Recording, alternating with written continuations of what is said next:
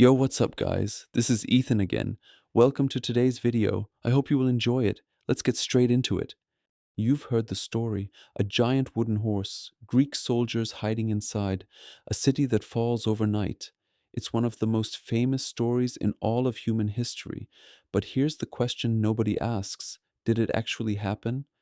Quick recap for anyone who needs it. According to the legend, after 10 years of war, the Greeks couldn't break through Troy's walls, so they built a giant wooden horse, hid their best soldiers inside, and left it on the beach as a so called gift. The Trojans dragged it inside their city. That night, the Greeks climbed out, opened the gates, and Troy burned to the ground. Great story. But is it real? Here's the first problem. The Trojan War supposedly happened around 1200 BC. Homer wrote about it in the Iliad. Roughly 400 years later, there are zero contemporary records, no inscriptions from Troy, no Greek documents from that time that mention the horse, which means everything we know comes from stories told centuries after the fact. Homer was a genius storyteller. Nobody disputes that. But the Iliad, his epic poem about the Trojan War, actually doesn't describe the wooden horse in detail. The horse appears briefly as a completed plan. The full story, that comes from the Odyssey and later Roman writers.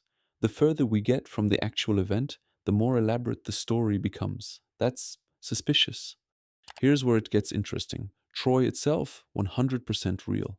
In 1868, archaeologist Heinrich Schliemann excavated a site in modern-day Turkey called Hisarlik.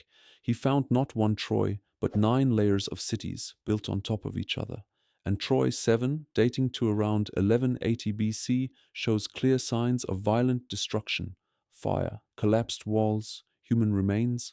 A war happened here, that much is certain. But the horse? That's a different story. Archaeologists have found weapons, burned structures, signs of battle.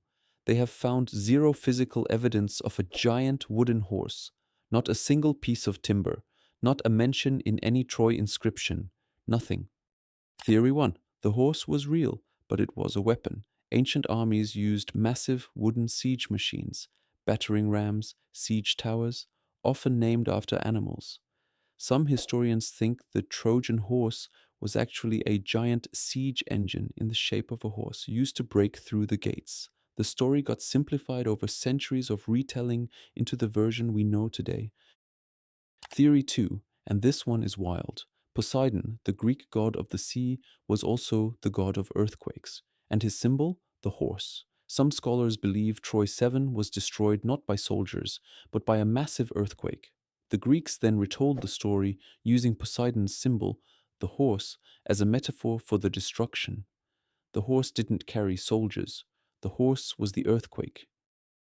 Theory 3: the horse never existed at all. The Greeks were masters of mythology.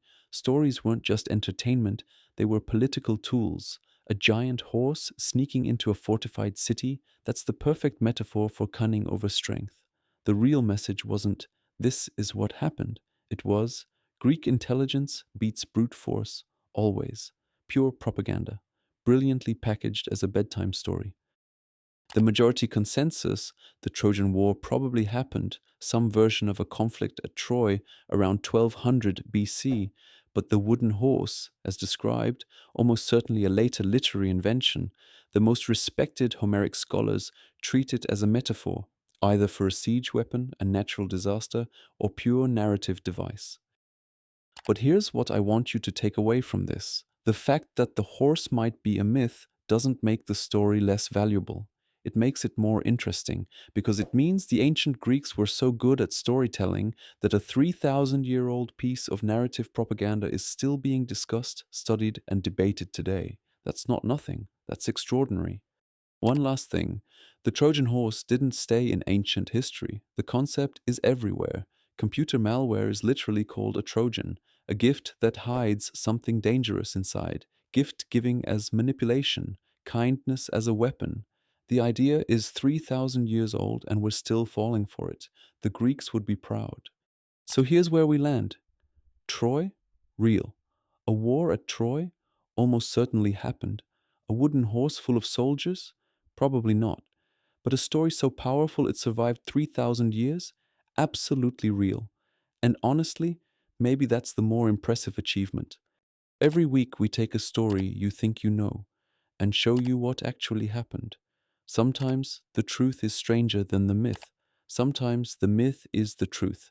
Subscribe, because history doesn't repeat itself, but it does rhyme. See you in the next one.